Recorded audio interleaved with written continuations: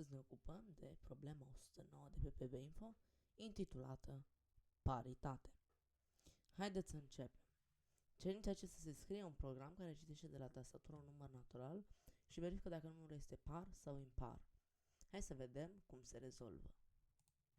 În primul rând, trebuie să știm anumite lucruri. Pentru n, trebuie să îi acordăm o valoare.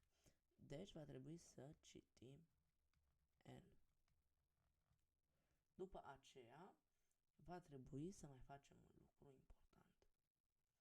Trebuie să verificăm if n par. Așa. Și să vedem dacă asta e tot ce trebuie cerut. Zice doar să se afișeze n par, n impar. Banal. Deci, hai să începem. Codul va fi scris în felul următor. Vom include IOStream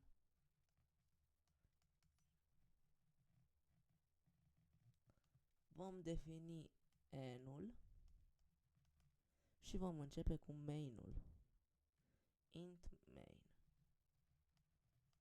Pentru funcție nu sunt necesare condiții. Se citește n dacă n se divide cu 2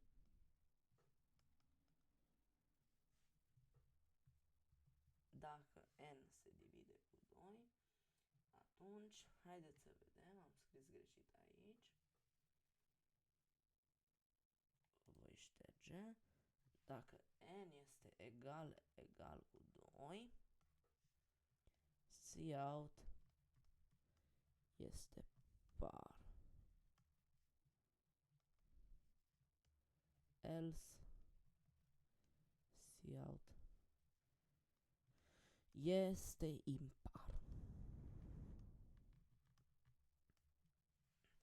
Haideți să încărcăm problema pe PBinfo. Trebuie să adăugăm punct și virgulă. Să vedem ce punctaj luăm. Am scris aici codul, adăugăm soluția și vedem că la evaluare luăm 100 de puncte. Foarte simplu.